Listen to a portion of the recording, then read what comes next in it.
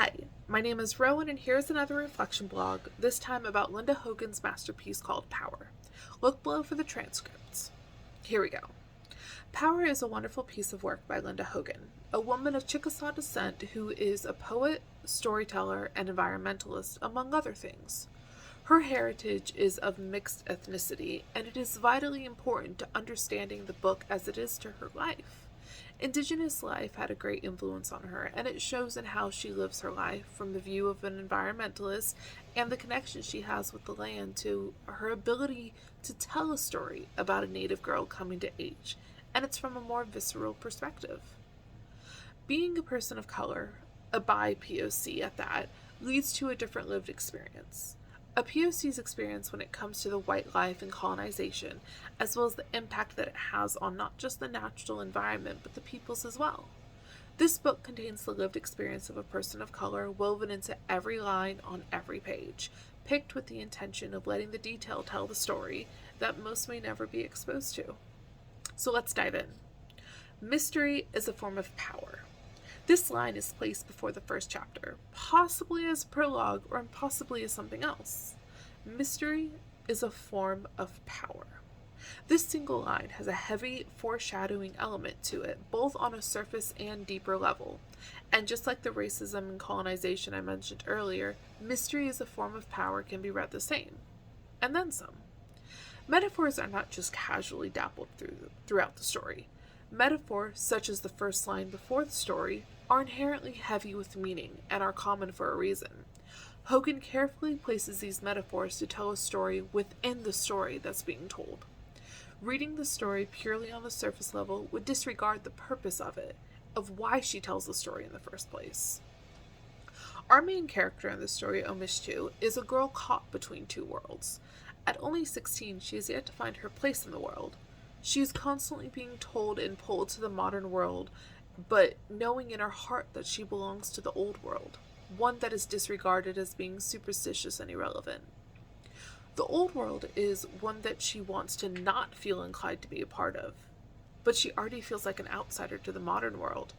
Her only guidance is an older woman, Amma, who is her only connection to the Taiga people, to learning of the Panther and Oni, deities that mean the world to the Taiga people.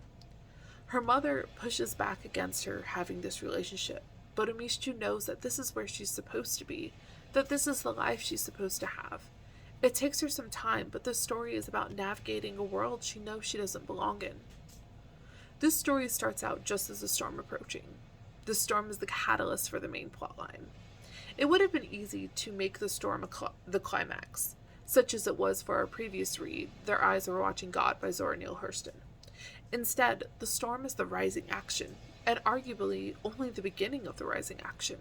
It is filled with the metaphors that I mentioned earlier, from the storm acting as a violent act to replenish the earth, as much as tearing down Methuselah, a tree that had been there since the colonization of their land. It's an incredible moment that Omishtu is witness to.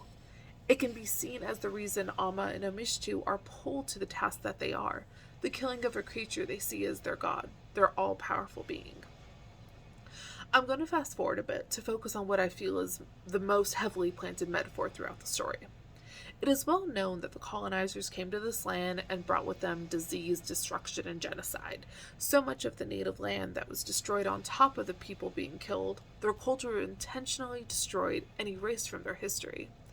Even in this book, it's obvious how difficult it is for someone of native ancestry to find their place in a world that's trying to smother any culture deemed different. I feel that this quote is actually a great example of such.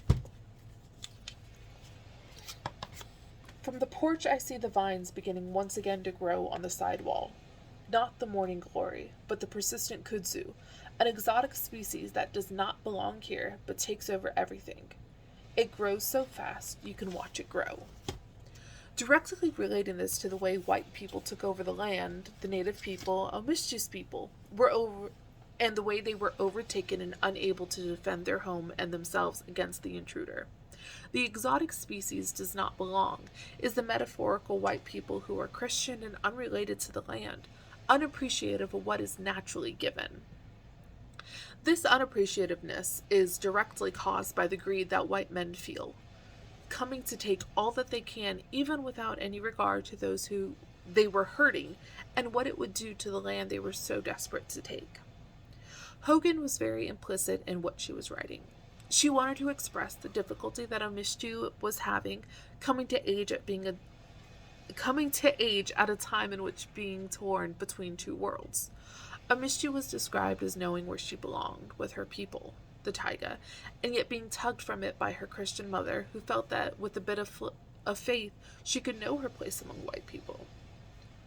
Linda Hogan, being of indigenous ancestry herself, likely felt this pull of being forced to choose which world she had to be a part of, even as she had family to show her the culture that shouldn't be forgotten simply because the modern world is saying it's too old to exist. When reading Power, it's easy to fall into the story without immediately realizing what it's saying, what it stands for. Immersing yourself in this book is enjoyable on its own, but realizing what it means makes it all that much more. I highly recommend this as a read and challenge anyone who does to really read it in depth. So thank you for watching and listening to my reflection on Power by Linda Hogan.